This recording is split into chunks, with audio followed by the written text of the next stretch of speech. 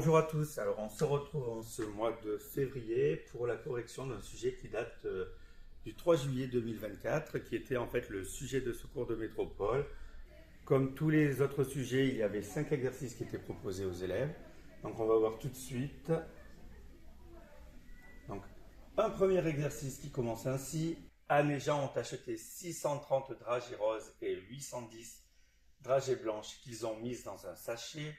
On suppose que les dragées sont indiscernables au toucher. Je rappelle, indiscernables au toucher, ça veut dire qu'on ne peut pas les reconnaître en les touchant. Alors la première question, combien Anne et Jean ont-ils acheté de dragées au total? Alors on regarde ça. On a 630 dragées roses, 810 dragées blanches. Qu'est-ce qu'on va faire simplement? Je calcule. 630 plus 810. Alors on peut le faire de tête. Regardez, 600 plus 800, 1400. 30 plus 10, 40. Donc ça nous fait 1440. Et on répondait simplement à la question. Anne et Jean ont acheté 1440 dragées au total. Alors ensuite on vous disait, Anne prend au hasard une dragée dans le sachet. Quelle est la probabilité qu'elle obtienne une dragée blanche? Alors on voit qu'il y a 810 dragées blanches sur un total de 1440 dragées. Donc qu'est-ce qu'on va dire? La probabilité d'obtenir une dragée blanche est de 810 sur 1440.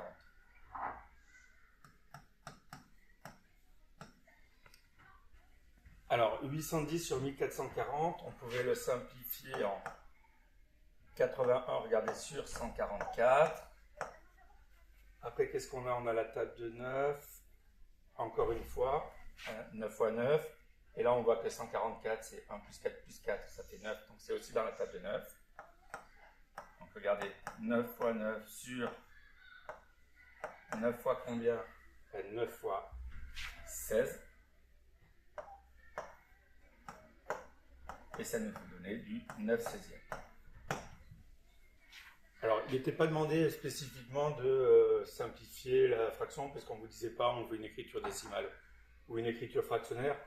Donc, toujours au moins donner en écriture fractionnaire sous la forme simplifiée. Et après, vous pouviez aussi calculer 9 divisé par 16, et par chance, 9 divisé par 16, ça donnait 0,5625. Donc, vous pouviez le donner en écriture décimale aussi, le résultat. Vous pouvez aussi l'exprimer sous forme de pourcentage, 56,25. Il y a plusieurs possibilités de répondre à cette question. Alors, on regarde la suite. On regarde la suite. Qu'est-ce qu'on vous disait? Avec ces dragées, ils réalisent des ballotins pour leur mariage de sorte que le nombre de dragées roses est le même dans chaque ballotin. Le nombre de dragées blanches est le même dans chaque ballotin. Tous les dragées soient utilisés. Alors, en général, quand on a ce genre d'énoncé, si tu as déjà un petit peu travaillé auparavant, ces énoncés-là, on les a souvent dans des problèmes de divisibilité et après de recherche du plus grand diviseur commun. Alors on verra ça. La première question, c'était d'abord, peut-il réaliser 21 ballotins? On rappelle qu'on avait quoi? 630 dragées roses et 810 dragées blanches. Alors la question est, est-ce qu'on peut diviser 630 et 810 par 21? On veut partager nos 630 dragées roses dans les 21 ballotins et on veut partager également nos 810 dragées blanches dans les 21 ballotins. Alors vous faites 630 divisé par 21 à la calculatrice, vous voyez que ça donne 30. Donc pas de souci, on pourrait partager nos 630 dragées roses en 21 ballotins. Par contre, est-ce qu'on peut partager les 810 dragées blanches?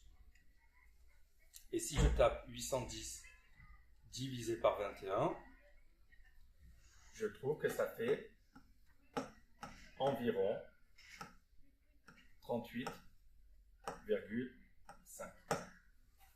Donc là, clairement, on n'obtient pas un nombre entier. 21, ce n'est pas un diviseur de 810, donc on ne peut pas partager nos 810 dragées blanches en 21 ballotins. Donc, 810 n'est pas divisible par 21, donc on ne peut pas réaliser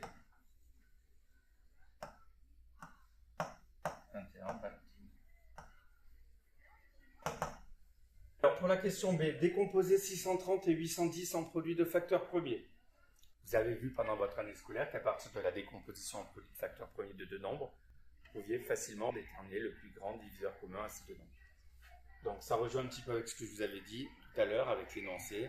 On verra que la question suivante, ce sera la recherche d'un plus grand diviseur commun.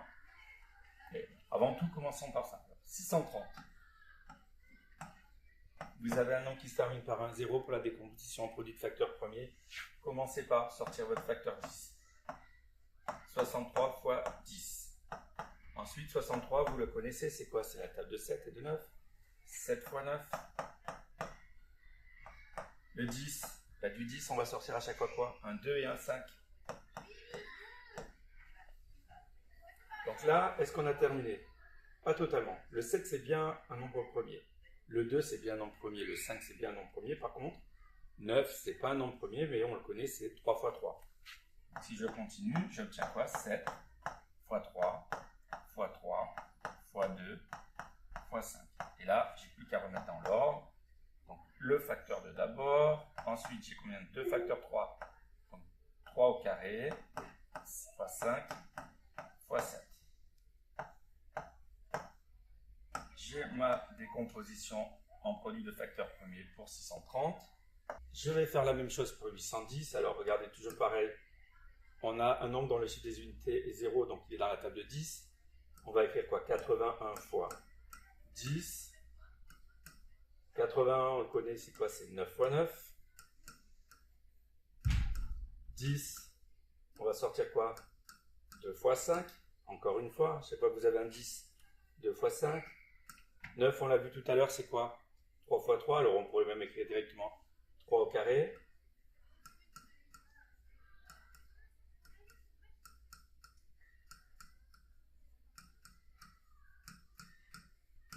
Là, ça y est, on n'a plus que des facteurs premiers, des 3, des 2, des 5. Donc, on a juste à simplifier notre écriture. 2 fois 3 fois 3 fois 3 fois 3, ça fait 3 exposants 4. Et on multiplie par 5. Voilà. On encadre le résultat, on a terminé.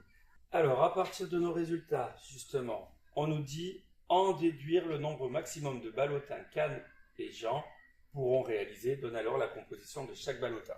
On va dire quoi? À partir de la décomposition en produits de facteurs premiers de 630 et 810, on peut déterminer le plus grand diviseur commun de 630 et 810.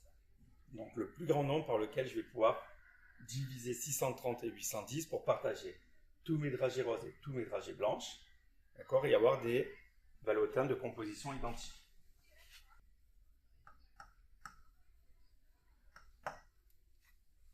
Alors regardez bien, pour déterminer le PGCD, je vais regarder dans chacune des décompositions tous les facteurs qui sont en commun.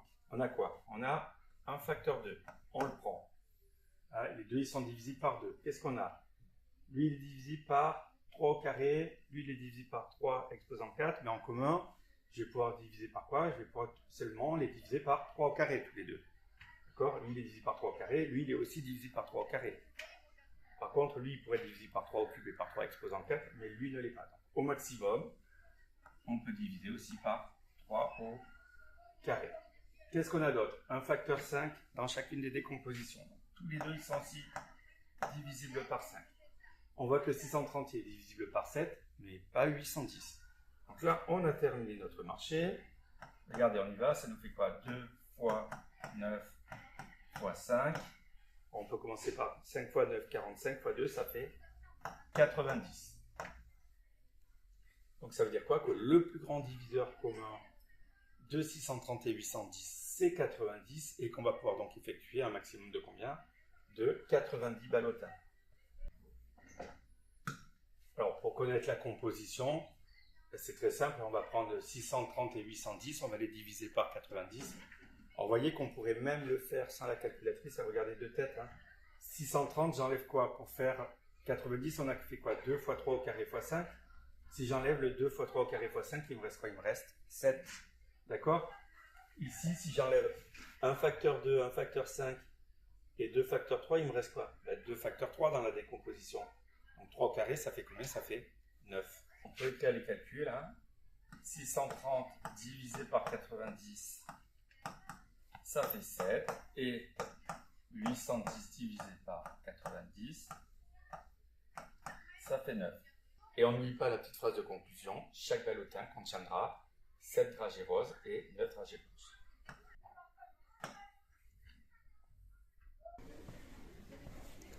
On poursuit cette correction avec l'exercice 2. Alors, l'exercice 2, c'est un grand classique du brevet, c'est un QCM. Donc attention, une seule réponse exacte, ça c'est important. Et copie le numéro de la question et la réponse choisie sur ta copie. Quelle est l'écriture scientifique de 13 420? C'est quoi une écriture scientifique? On le rappelle, c'est réécrire un nombre sous la forme d'un nombre décimal fois une puissance de 10. Donc une décomposition avec un nombre décimal fois une puissance de 10. Alors on regarde un petit peu ce qu'on a ici. Attention, alors les 3 pourraient correspondre si je m'attardais à cette définition. Mais attention, le nombre décimal que l'on veut dans une écriture scientifique, il doit être compris entre 1 et 10. D'accord? Alors on regarde ici, où est-ce qu'on a un nombre entre 1 et 10? Réponse A et réponse B. Donc déjà la réponse C, elle ne marche pas. Maintenant, on voit bien, donc on a amené la virgule ici entre le 1 et le 3 pour avoir un nombre entre 1 et 10. Qu'est-ce qui est égal à 13 420? Est-ce que c'est 1,342 fois 10 puissance moins 4? Ou est-ce que c'est 1,342 fois 10 exposant 4? Quand vous multipliez par 10 exposant moins 4, on rappelle, c'est comme si vous multipliez par 0,0001. D'accord? 1 et 4 zéros à gauche. Ça, vous l'avez vu en 6e. Quand on multiplie par 0,0001, c'est comme si on multipliait par 1 dix millième. Donc, on divisé par 10 000. Donc, qu'est-ce qui se passe pour la virgule? Elle part à gauche. Donc, ça ne va certainement pas nous donner 13 420. Alors que quand je fais 1,342 fois 10 exposant 4, c'est la même chose que si on multipliait par 10 000. Et donc là, la virgule, elle va bien partir de 4 rangs vers la droite. Regardez, on a déjà 3 chiffres, je complète avec le 0. Ça me donnerait bien 13 420. Donc la bonne réponse, c'était la réponse B. Donc vous, ce que vous deviez faire, c'est écrire simplement sur votre sujet, vous avez marqué exercice 2, vous écrivez question 1, réponse B. Alors il y a des élèves des fois qui précisent en plus la valeur de la réponse, comme ça on est sûr qu'il n'y ait pas d'ambiguïté. Question 2. On a relevé en mètres les 11 meilleures performances du lancer de marteau chez les hommes. Donc là, vous avez les 11 valeurs et on vous demandait quelle était la médiane de cette série. Alors, ce qui est très important, c'est pour déterminer la médiane d'une série de valeurs, c'est déjà ranger les valeurs par ordre croissant, ou par ordre décroissant, mais qu'elles soient rangées dans l'ordre. Alors, on a de la chance puisque là, elles sont déjà rangées dans l'ordre croissant. Regardez, 85,14, 85,14, 85,20, etc. Donc, il suffit juste de déterminer quelle est la valeur qui est en position médiane. On a 11 valeurs.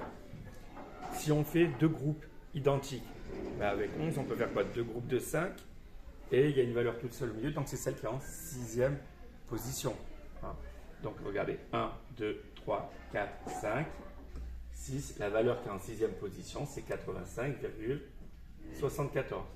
Donc là, on répondait quoi? Question 2.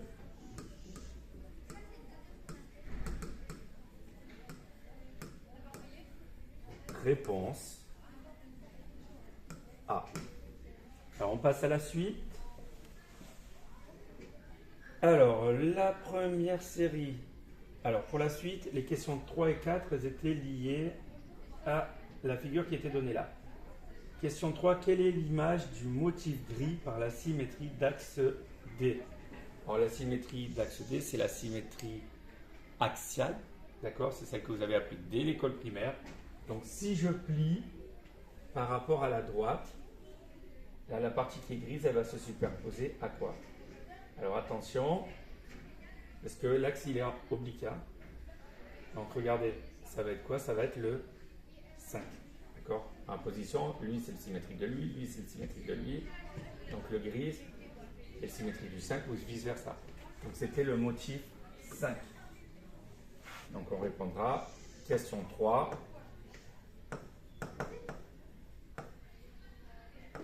Réponse C. Maintenant la question 4. Quelle est l'image du motif gris par la rotation de centre haut et d'angle 90 degrés dans le sens anti-horaire. Alors, la question 4, c'était la suivante. Quelle est l'image du motif gris par la rotation de centre haut et d'angle 90 degrés dans le sens anti-horaire? Alors regardez bien, si je prends par exemple ce côté, je suis là, le centre il est ici, alors il n'était pas noté, hein. Oh, c'est ça, et je vais tourner comme ça, de 90 degrés, ce côté-là il arrive où? Il arrive ici. Ce côté-là, si je tourne de 90 degrés dans le sens anti-horaire, il va être où? Il va être là. La figure, elle était où? C'était celle-là. C'était la numéro 12. Donc là, on répondait. Question 4. Réponse B. Vous voyez que ça va assez vite, hein, le QCM, si on lit bien les questions. Alors regardez bien. Question 5. Quelle est l'image de 2 par la fonction f? Alors attention, si on cherche l'image de 2, ça veut dire que 2, c'est quoi? C'est le nombre de départs. Donc attention, sur la représentation graphique d'une fonction, le nombre de départs, les antécédents, on les lit sur l'axe des abscisses. Donc si je prends 2 sur l'axe des abscisses, et je regarde, le point qui a pour abscisse 2, il est là. Son ordonnée, c'est combien? C'est 0. D'accord? Si je me mets en 2 sur l'axe des abscisses, l'ordonnée c'est 0. Donc, question 5, on répondait. Réponse.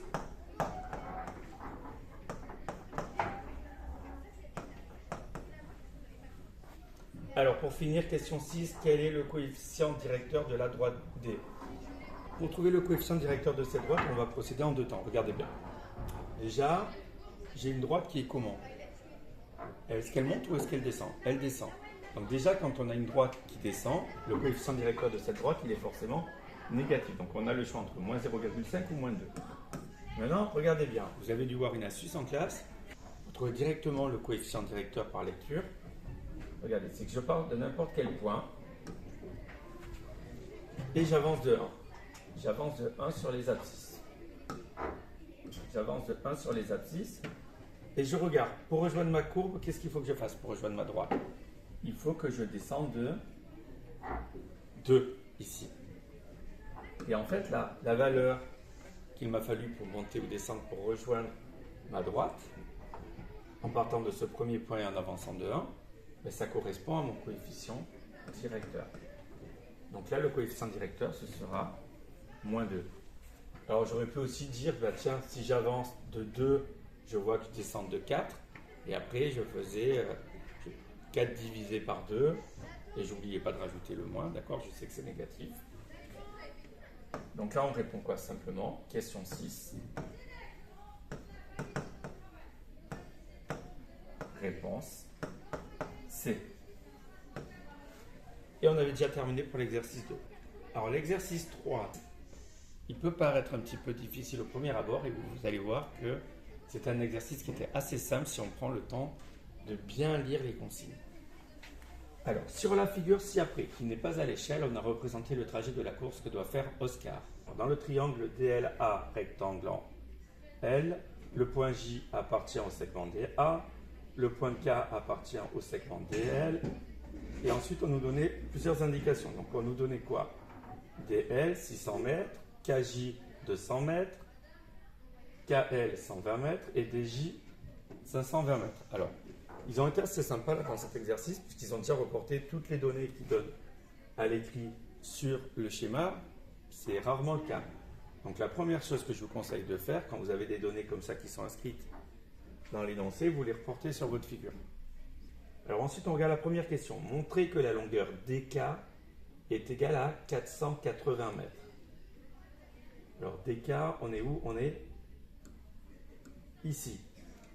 Alors, ce genre de question, il y a beaucoup d'élèves qui partiraient en disant tiens, il y a 2 longueurs connues, je vais chercher la troisième et qui vont utiliser le théorème de Pythagore. Or, est-ce que j'ai le droit d'utiliser le théorème de Pythagore dans ce cas-là? La réponse est non. Pourquoi? Parce qu'il est dit nulle part que le triangle DKJ est rectangle. Donc attention de ne pas faire de raccourci. Par contre, comment je peux trouver tout simplement que DK est à 480 mètres? Je vois que je sais que de D à L, il y a 600 mètres. Et que de K à L, il y a 120 mètres. Donc comment je vais trouver la longueur de ce petit morceau ici en faisant 600 moins 120. Donc on y va. Alors, le moindre des choses, c'est toujours de détailler un minimum, hein, parce qu'il n'y a pas grand-chose à dire. Donc, le maximum qu'on peut expliquer, on le fait. On va dire quoi? Que dk, c'est égal à quoi? À dl moins kl. C'est-à-dire 600 mètres moins 120 mètres. Et ça nous donnait bien 480 mètres. Et vous aviez terminé pour cette question.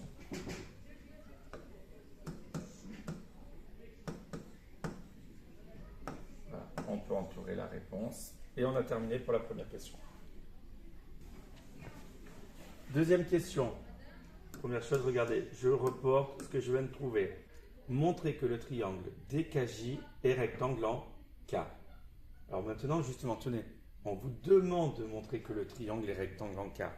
Donc, ceux qui avaient utilisé le théorème de Pythagore, pour répondre à la première question, vous arrivez à la question 2, on vous demande de montrer que le triangle est rectangle. Donc, c'est que vous avez utilisé le fait que le triangle était rectangle avant, alors qu'on ne l'avait pas montré. Il y a un problème. Vous voyez, donc soyez un petit peu critique aussi au fur et à mesure par rapport aux questions, à ce que vous avez pu utiliser avant. Ou j'ai pas le droit d'utiliser le fait que dans la question 2, on me dise montrer que le triangle est rectangle en K, pour aller dire dans la question 1, puisque dans la question 2, on montre que le triangle est rectangle en K. Mais non, puisque pour prouver que le triangle est rectangle, qu'est-ce qu'on va faire? On va utiliser maintenant le fait qu'on connaisse les trois longueurs, d'accord, pour vérifier l'égalité de Pythagore.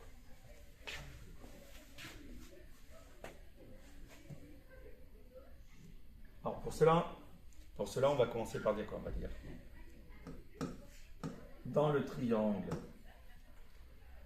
DKJ, on repère le côté le plus long, c'est DJ.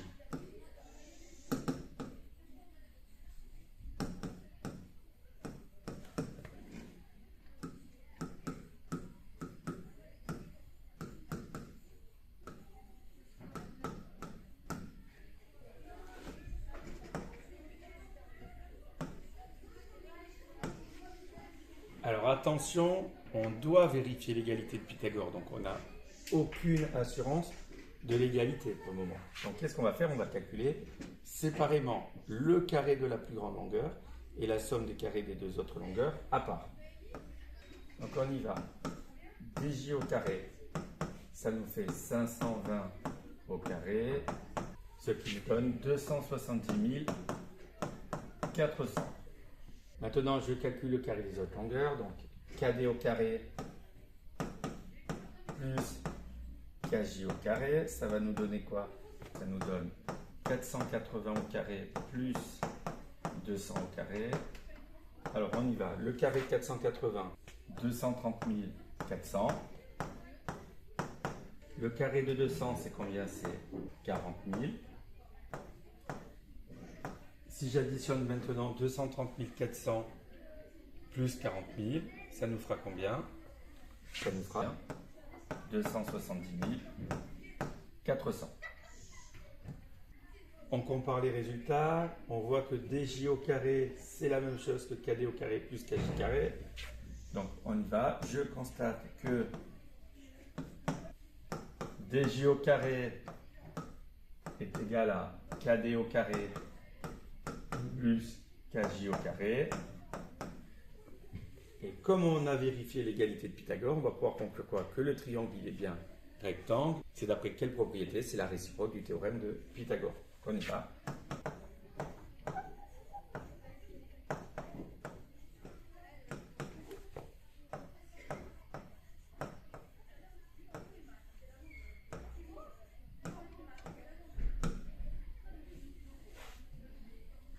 On passe tout de suite à la question 3. J'oublie pas à chaque fois que j'ai terminé une question de compléter ma figure. Donc là, je viens de démontrer précédemment que le triangle KDJ était rectangle en K. Donc voilà, je me rajoute mon petit codage. Vous allez voir pourquoi c'est intéressant. Justifier que les droites KJ et LA sont parallèles. Alors, dès qu'on parle de droites parallèles, en troisième, les élèves, ils ont tendance à vouloir à tout prix utiliser la réciproque du théorème de Thalès. Alors ceux qui ne l'ont pas encore vu, ne vous inquiétez pas, vous allez voir ça bientôt. En fait, tout simplement, regardez bien, ces deux droites là. Alors, on parle de droite, regardez, j'ai le droit de prolonger hein, si j'ai envie. Ces deux droites, qu'est-ce qu'elles ont de particulier? On revient en sixième. On voit que ces deux droites, elles sont toutes les deux perpendiculaires à la même droite qui est DL. Les deux droites perpendiculaires à une même droite, elles sont forcément parallèles. Donc tout simplement, il n'y avait pas besoin de s'embêter dans quelque chose de très compliqué de partir dans des calculs. On avait simplement besoin de dire que les droites KJ et LA étaient perpendiculaires toutes les deux à la droite DL. D'accord? Et après, on peut citer la propriété et conclure qu'elles sont parallèles. Donc, on commence par notre petite phrase magique, le je sais que mes données, les droites KJ et LA sont perpendiculaires à la droite ou à la même droite DL. Ensuite, je cite ma propriété. Or, si deux droites sont perpendiculaires à une même droite, alors elles sont parallèles. Et on n'oublie pas la conclusion. Donc, les droites KJ et LA sont parallèles.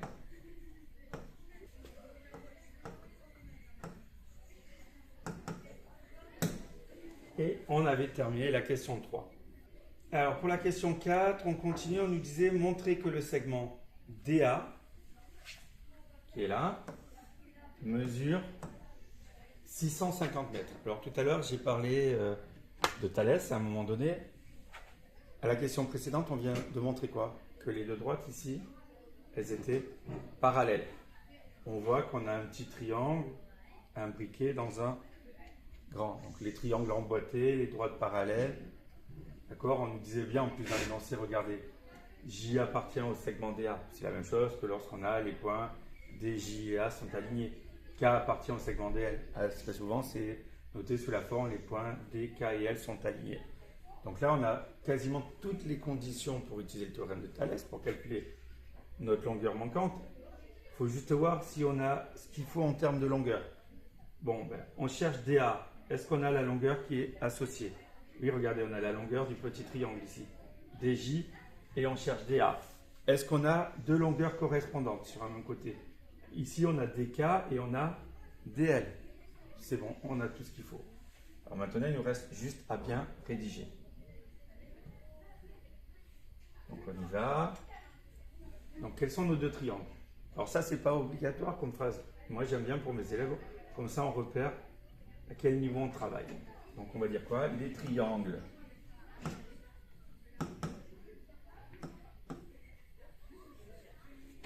DKJ et DLA sont telles que. Donc ce sera les longueurs de ces deux triangles qu'on va comparer quand on écrira les égalités de rapport. Donc, les conditions déjà. On a nos deux droites, LK et AJ, qui sont séquentes en D.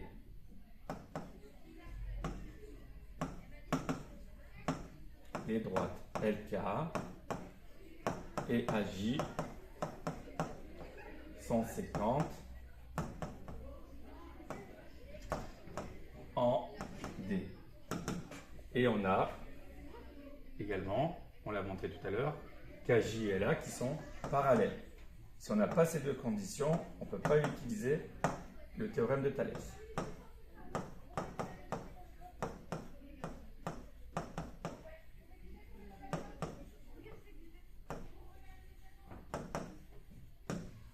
Donc là, on a donné nos conditions. On va donc dire,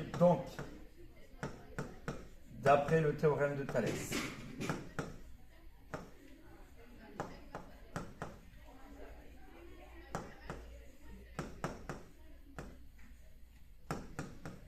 on a, si je regarde bien ma figure, je vais dire quoi? DK sur DL égale DJ sur DA égale KJ sur LA.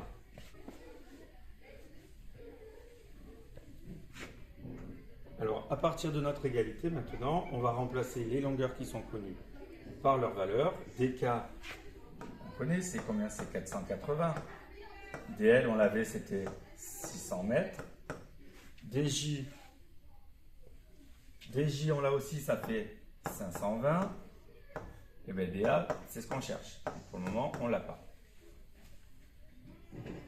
KJ, on l'avait aussi, c'était 200. Et LA, on ne l'avait pas, mais c'est pas grave.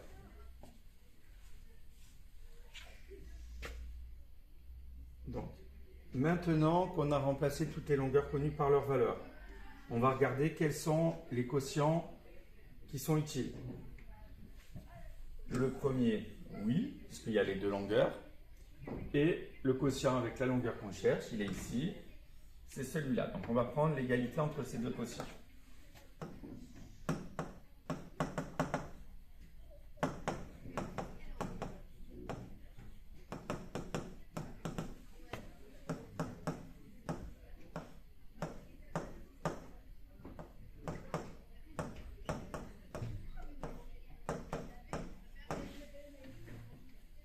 Alors maintenant, à partir de l'égalité du produit en croix, je pourrais dire quoi? Que 480 fois DA, c'est égal à 600 fois 520. Donc, si je veux calculer DA, je vais faire quoi? 600 fois 520, d'accord? Les deux longueurs connues d'abord. 600 fois 520, on les multiplie. Puis on divise par le nombre qui est avec notre inconnu, on divise par 480. Donc ça nous fait quoi? Donc, DA égale 600 fois 520 divisé par 480. Et là, vous prenez votre calculatrice. Alors, vous pouvez mettre un calcul intermédiaire si vous voulez. Sinon, vous concluez. DA égale à combien?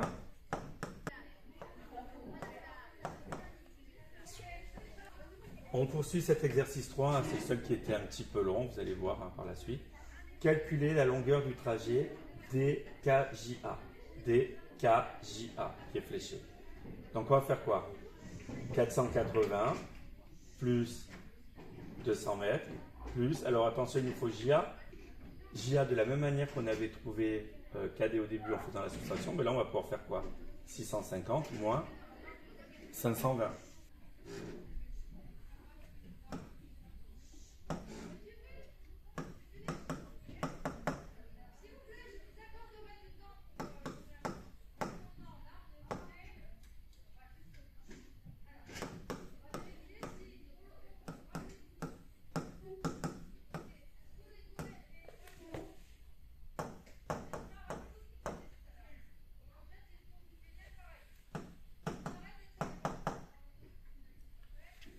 Donc JA, si on fait 650 moins 520 mètres, ça nous fait quoi?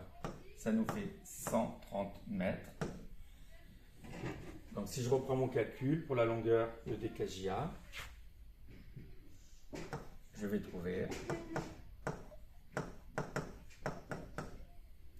480 plus 200 plus 130. Et ça nous fait combien? Donc ça nous fait 810 mètres. Et on avait terminé également pour cette question, donc on peut faire une petite phrase de conclusion. La longueur du trajet DKJA est de 810 mètres. La longueur du trajet DKJA est de 810 mètres. Et on passe à notre dernière question de cet exercice. La dernière question, un photographe place une caméra au point D afin de filmer l'ensemble de la course sans bouger la caméra. L'angle LDA doit être inférieur à 25 degrés. Donc ici, on cherche quelle est la mesure de l'angle. Est-ce le cas? Est-ce que la mesure de l'angle qui est ici, elle est inférieure ou elle est supérieure à 25 degrés? Donc comment on va pouvoir faire ça? On a quoi? On a un triangle rectangle ici, on en a un deuxième ici. D'accord? Cet angle, il est commun aux deux triangles. Est-ce que dans chacun de ces triangles, je connais au moins deux longueurs? Dans le grand, je connais cette longueur et cette longueur. Dans le petit, j'ai les trois. Dans le petit triangle, j'ai les trois.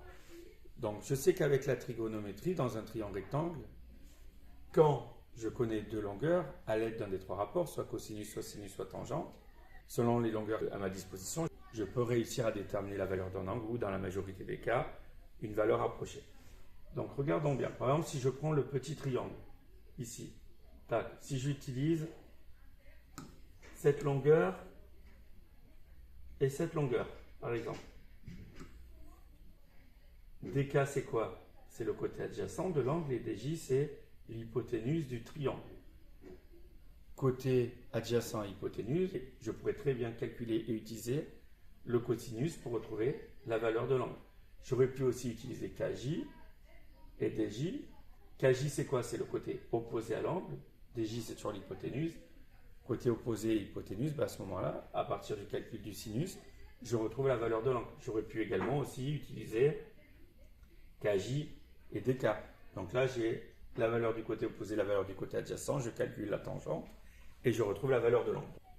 Ou vous pouviez aussi également utiliser dans le triangle LDA, qui est rectangle en L, vous pouvez utiliser la longueur de DL, qui est quoi par rapport à l'angle? Qui est la longueur du côté adjacent à l'angle, et AD, qui est quoi? Qui est l'hypoténuse dans ce triangle. Donc encore une fois, grâce au côté adjacent et à l'hypoténuse, vous allez calculer la valeur du cosinus de cet angle et ensuite, grâce à la calculatrice, retrouver la valeur de l'angle. Donc là, c'est réellement votre choix. Vous pouvez utiliser le petit triangle, le grand triangle. Donc, alors si par exemple j'utilise le grand triangle, je vais dire quoi?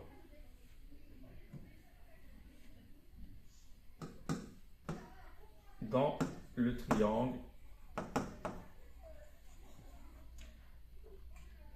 DLA, rectangle en L. On a. Alors j'ai dit si j'utilisais la longueur DL et la longueur DA du grand triangle, c'était le cosinus. Cos de l'angle LDA égale à côté adjacent à l'angle DL sur l'hypoténuse DA, ce qui va me donner quoi? Cosinus de l'angle LDA égale à DL, je l'avais, c'était 600 sur DA 650. Et on y va maintenant. Qu'est-ce que je fais? Je prends ma calculatrice et je tape sur la calculatrice pour retrouver la mesure de l'angle LDA. Arc cosinus de 600 divisé par 650 et j'obtiens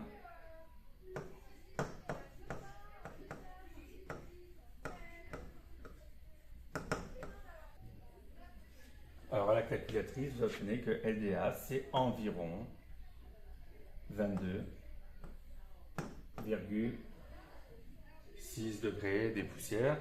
Donc nous, ce qui est intéressant, c'est de voir que c'est bien inférieur à 25 degrés. Bon, de suite, regardez, je le fais apparaître. 22,6 inférieur à 25 degrés. Et ensuite, j'oublie pas de répondre à la question, est-ce le cas? On dira simplement, la caméra est bien placée.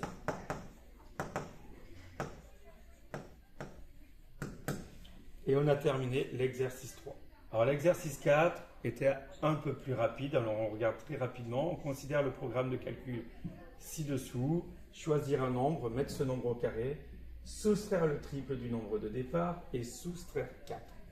Montrer que si on choisit 5 comme nombre de départ, le résultat du programme est 6. Alors encore une fois, quand vous avez ce genre d'exercice, on fait bien attention aux consignes, on fait bien attention à ce qui est dit. On vous dit si on choisit 5, montrez que ça fait 6. Donc vous devez obligatoirement obtenir 6. Si vous obtenez un autre résultat que 6, c'est que vous avez fait une erreur quelque part dans votre calcul. Ce n'est pas la peine de dire non, ça ne marche pas, on n'obtient pas 6. Soyez critique envers votre résultat. Donc en plus, vous avez la calculatrice, donc il n'y a pas de raison de faire une erreur. Par contre, justement, vous avez la calculatrice, on vous donne le résultat auquel vous devez arriver. Donc la moindre des choses, c'est que vous détaillez bien vos calculs. Donc regardez, si je fais mes étapes, choisir un nombre. Mon nombre de départ, c'est 5. Ensuite, je fais quoi? Mettre ce nombre au carré. C'est quoi mettre un nombre au carré? C'est-à-dire prendre le carré du nombre. Donc mettre ce nombre au carré, je vais prendre le carré de 5. Ça veut dire que je le multiplie par lui-même. 5 fois 5, ça fait 25. Ensuite, troisième étape, soustraire le triple du nombre de départ. Donc, je prends mon résultat, attention, je soustrais, j'enlève quoi à 25? Le triple du nombre de départ. Le nombre de départ, c'était 5. Il est là, d'accord? Donc, je vais faire moins 3 fois 5. Là, le triple d'un nombre, c'est je le multiplie par 3. Donc, j'enlève 3 fois 5. Donc, si j'enlève 3 fois 5, j'enlève combien? J'enlève 15 et ça nous fait 10. J'ai presque terminé. La dernière étape, c'était soustraire 4. Donc, je prends mon résultat, 10. Et je soustrais 4, ce qui me donne bien 6. On fait une petite phrase de conclusion très rapide. Si on choisit 5, si on choisit 5, on obtient bien 6. Voilà pour la première question. Alors ensuite, on choisit x comme nombre de départ, exprimer le résultat du programme en fonction de x. Alors regardez bien. Vous pouvez vous servir des étapes. Première étape, choisir un nombre. J'ai dit je choisis x. Mettre ce nombre au carré. Ben, x, je le mets au carré, ça donne x au carré. Ensuite, soustrait le triple du nombre de départ. Alors, je prends mon résultat précédent qui était x au carré. Et comme tout à l'heure, j'enlève 3 fois le nombre de départ. Attention, le nombre de départ, c'est plus 5.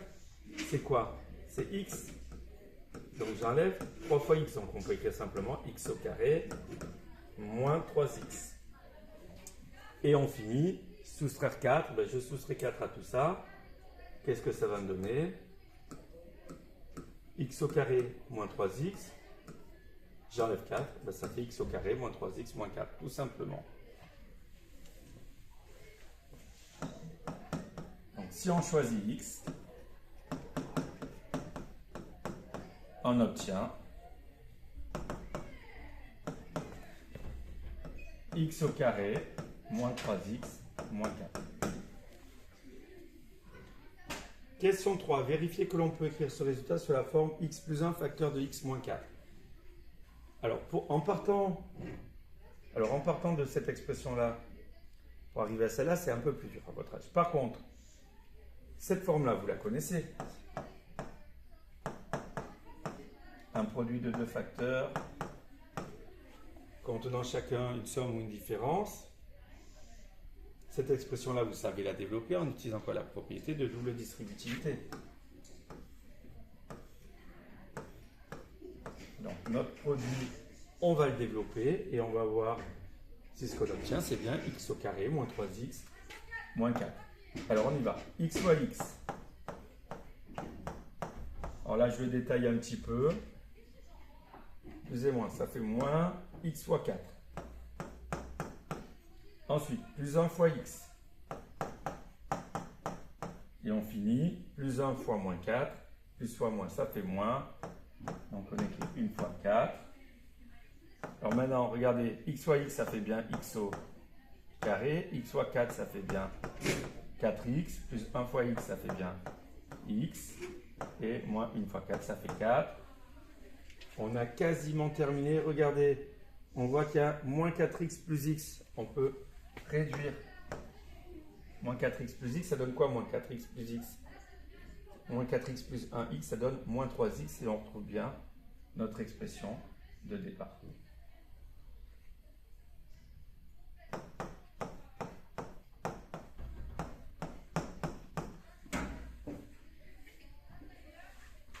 Donc, on a bien x plus 1 facteur de x moins 4 égale à x au carré moins 3x moins 4.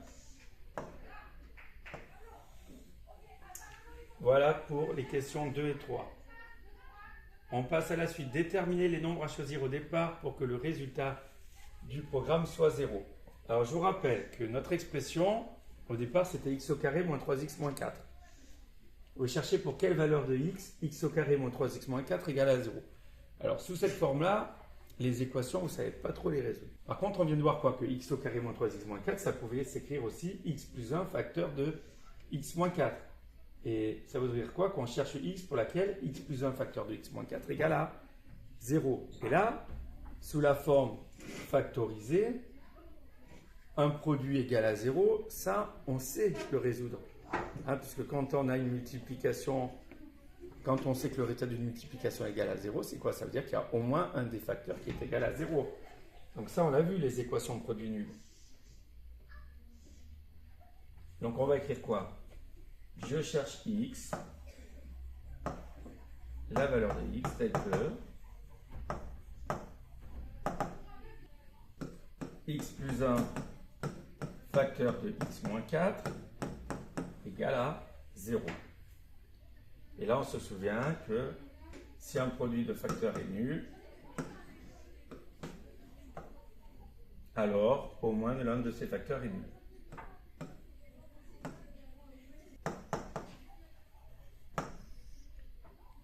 Donc ça veut dire quoi? Le premier facteur, c'est lequel?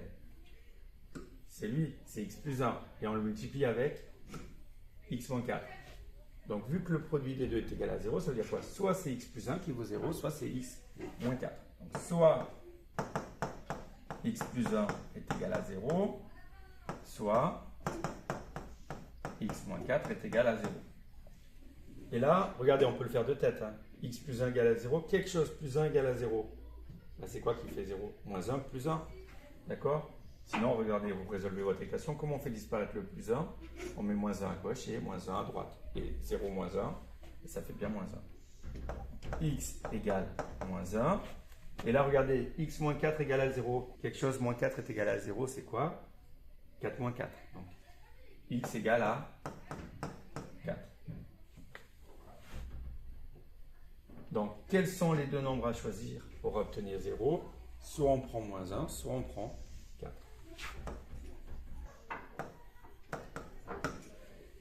On a quasiment terminé l'exercice 4. Juliette a écrit le programme ci-dessous. Quand le drapeau vert est cliqué, demandez, choisir un nombre et attendre. Donc là, le petit chat, il va vous dire choisir un nombre. Vous allez rentrer votre proposition. La proposition, elle est enregistrée dans la variable réponse. Et ce qu'il y a dans la variable réponse, on va le copier, nous, ici, dans une variable qui s'appelle x. Alors, recopier et compléter sur la copie les lignes 4 et 6 du programme afin que celui-ci corresponde au programme de calcul encadré. Alors, on se souvient que la première étape de notre programme de calcul, c'était quoi? Choisir un nombre, mettre ce nombre au carré. Donc, notre nombre choisi, c'est, regardez, c'est x. Donc, on va choisir, une fois qu'on a notre nombre x, qu'est-ce qu'on fait? On va calculer son carré. Donc, on va faire quoi? X fois x. Donc là, il fallait mettre x. Alors ensuite, on nous demande de quoi? On voit que dans la variable z, on a calculé 3 fois la valeur du départ. On se souvient qu'il y avait une des étapes du programme de calcul, c'était soustraire 3 fois le nombre de départ. Et regardez, à la fin, on nous dit que le résultat qu'on va s'afficher, c'est égal à quoi? Quelque chose moins quelque chose, moins 4. Alors au début, on se souvient que quand nous, on a donné notre expression, on a dit qu'elle pouvait s'écrire comment l'expression? X au carré, moins 3x, moins 4, hein, vous en souvenez de ça? Et regardez, le x au carré, on l'a calculé, il est enregistré dans quelle variable? Dans y. Donc là, je vais mettre y. Ensuite, le moins 3x. J'enlève 3x. 3x, on l'a calculé, on l'a enregistré dans quelle boîte? Dans la boîte z. Donc ici, on fait quoi? Le y qui contient le x au carré, moins le z qui contient le 3x, moins 4. Et donc là, dans le résultat, on aura bien le nombre de sorties. On a terminé. Allez, on arrive au bout de nos souffrances. Un petit problème qui ressemble à notre exercice qui est déjà paru dans des sujets de brevet. Pour obtenir l'autogone E, F, G, H, I, J, K, L, on retire 4 triangles rectangles isocèles qui sont là. Des coins d'un carré ABCD. Donc tout ça, c'est ABCD. De côté, 5 mètres. On donne AD égale 5 mètres, c'est ce qui est marqué. Et par contre, EF égale 2,2 mètres. La première question, c'était montrer que la longueur AE est égale à 1,4 mètres. Regardez bien, on sait que ces triangles-là, ils sont isocèles, ils sont tous identiques. On sait aussi que la longueur qui est là, c'est 5 mètres, puisque ABCD est un carré. Donc, pour calculer AE, je peux faire quoi? 5 mètres moins 2,2, ça va me donner la longueur de ce morceau-là plus ce morceau-là. Mais comme ces deux morceaux, ils ont la même longueur, qu'est-ce que je vais faire du 5 mètres moins 2,2? Je vais le diviser par 2. On va écrire que AE égale FB. Je peux donc dire quoi? Que AB c'est égal à EF plus 2 fois E.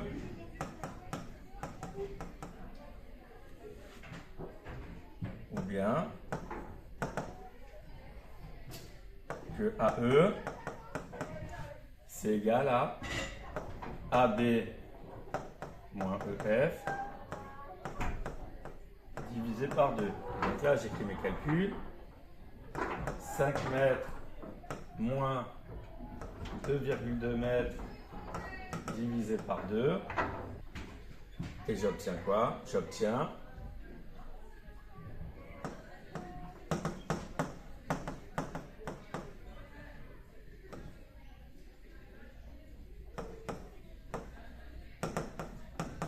1,4 mètres. Donc, on a bien montré ce qui était demandé. Alors, quand c'est comme ça, voilà, vous pouvez le réécrire à la ligne. On a bien.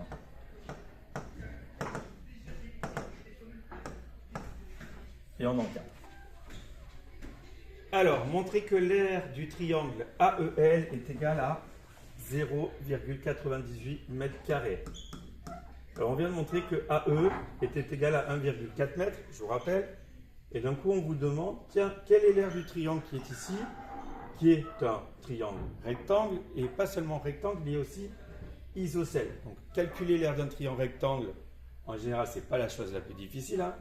On multiplie les longueurs des deux côtés de l'angle droit, comme si on faisait longueur fois largeur, et après, on divise par 2. Donc ici, qu'est-ce qu'on va faire? 1,4 m fois 1,4 m, le tout divisé par 2. Alors encore une fois, on vous donne le résultat auquel vous devez arriver. Le minimum, c'est de rédiger un petit peu ce qu'on fait. Donc on y va, on va dire l'aire du triangle AEL, c'est égal à quoi? AE fois AL divisé par 2. Ça nous donne quoi? 1,4 m fois 1,4 m, le tout divisé par 2. Le carré de 14, c'est 196, donc le carré de 1,4, c'est 1,87. Donc on a 1,96 mètres carré divisé par 2. Et ça nous donne bien 0,98 mètres carrés. Donc on a bien montré ce qui était demandé.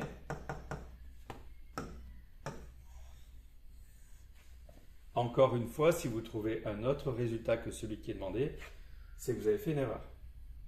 Alors maintenant, on vient de trouver que l'aire de ce triangle, c'était 0,98 mètres carrés. Donc par rapport à ce qui avait été dit dans l'énoncé, vu que les 4 triangles rectangles ils sont identiques, ça veut dire que les 4 ici, ils ont tous une aire de 0,98 mètres carrés. Et on vous demande de montrer que l'octogone grisé, alors moi sur ma figure il n'est pas très grisé, voilà, sur le sujet initial c'était plein.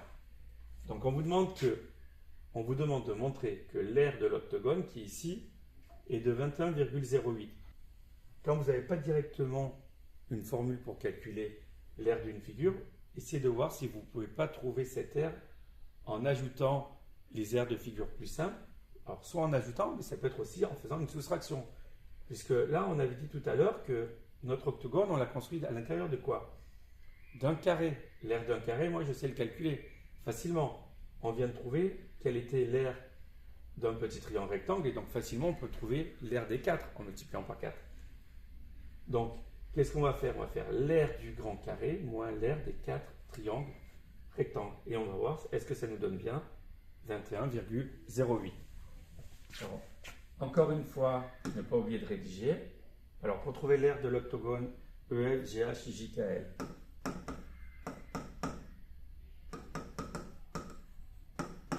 on va faire l'aire de ABCD, du carré ABCD, moins 4 fois l'aire du triangle AEL. Donc, l'aire de ABCD, on va faire quoi? 5 mètres fois 5 mètres. Donc soit on écrit 5 mètres, soit 5 mètres, soit 5 mètres, attention entre parenthèses, au carré. Et là on va faire 4 fois 0,98 mètres carrés. Bon, 5 fois 5, on n'a pas besoin de la calculatrice, ça va nous faire 25 mètres au carré. 4 fois 0,98, regardez, on peut même le faire de tête. 4 fois 1, 4, et j'enlève 4 fois 2 centièmes. Ça fait quoi? Ça fait 8 centièmes, donc ça nous fait 3,92 mètres carrés. Et si je fais 25 moins 3,92, ça nous donne bien quoi? 21,08 mètres carrés. Donc l'aire de l'octogone grisé est bien égal à 21,08 mètres carrés. Alors j'attire votre attention sur quelque chose, oui, effectivement, j'ai pas assez insisté, c'était le en déduire. Le en déduire, dès que vous avez une question qui commence par en déduire, ça veut dire que les réponses de vos questions précédentes, ou même très souvent la réponse de la question précédente, c'est elle qui va vous servir pour répondre à la question. D'accord? Et là en particulier, on avait besoin du 0,98. Alors on est presque au bout de nos souffrances. Cet octogone a les mêmes dimensions que la surface d'une piscine de hauteur 1,50 m. On souhaite remplir cette piscine aux 3/4 de sa hauteur. Montrer que le volume d'eau nécessaire est environ égal à 24 m3. Alors, le environ égal, il est important. Ça veut dire qu'on ne va pas tomber exactement sur 24. Alors, on regarde, notre piscine, elle a la forme de quoi? Elle a la forme d'un prisme droit à base octogonale. Calculer le volume d'un prisme, on sait le faire. Qu'est-ce qu'on fait? On fait R de la base fois la hauteur. Attention, par contre, ici, nous, on veut le volume de eau. On ne veut pas le volume de la piscine. Et de l'eau, il n'y en a que jusqu'au 3/4 de la hauteur. Ici. Donc ça veut dire que quand on va faire notre calcul R de la base fois la hauteur, on va prendre que les 3/4 des 1,50 m. Donc attention, H', ça va faire quoi? Ça va faire 3/4 fois H. Donc ça va faire 0,75 fois 1,5 m. Ça nous donne 1,125 mètres. D'accord? Maintenant, pour calculer le volume d'eau, je vais prendre quoi? L'aire de la base qui était EF, GH, IJKL, fois ma hauteur, H'. Attention, je ne prends pas les 1,50 m. Donc on y va, on avait trouvé que l'aire de la base c'était 1,08 mètres carrés. On multiplie par 1,125 mètres. Des mètres carrés fois des mètres, ça donne bien des mètres cubes. Là, on prend sa calculatrice, on rentre les informations, et là, on trouve quoi? Que le volume d'eau, c'est 23,715 mètres cubes. On est bien proche des 24 mètres cubes, des 24 mètres cubes à lancer. Voilà pour la question A, et on conclut ce brevet avec la dernière question. Sachant que le débit du robinet utilisé pour remplir la piscine est de 12 litres par minute, calculez la durée de remplissage de ces 24 mètres cubes d'eau, donnez le résultat en heures et minutes. Alors, donnez le résultat en heures et minutes. Ensuite, on vous rappelait, alors ils sont très gentils, vous rappelez que 1 mètre cube c'est 1000 litres. D'accord? Donc regardez, 24 mètres cubes, c'est 24 fois 1 mètre cube, donc c'est 24 000 litres. Maintenant, si je sais que je vais avoir 12 litres toutes les minutes, pour savoir combien je vais avoir de minutes qui vont s'écouler pour les 24 000 litres à 12 litres par minute, je vais faire quoi? 24 000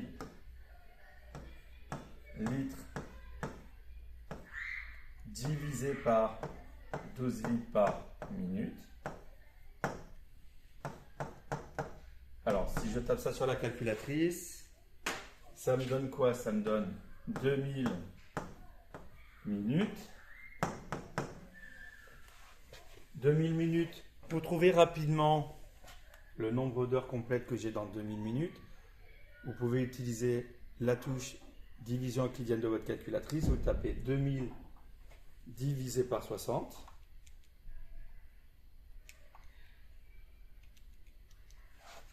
Vous trouvez que le quotient c'est 33, donc ça veut dire qu'on a quoi? 33 fois 60 minutes, plus le reste c'est combien? Plus le reste c'est 20 minutes. Donc là on va répondre quoi? Que le temps c'est... On détermine que le temps pour remplir la piscine, c'est de 33 heures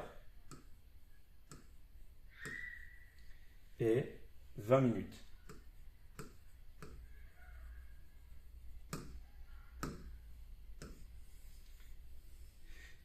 Et on termine par la conclusion. Il faudra 33 heures et 20 minutes pour remplir cette piscine aux 3/4 de sa hauteur. Alors, cette vidéo est maintenant terminée. Je vous mettrai très rapidement à disposition le sujet d'Amérique du Sud qui est sorti au mois de décembre 2024 et les sujets de rattrapage du mois de septembre. Merci à vous et à bientôt.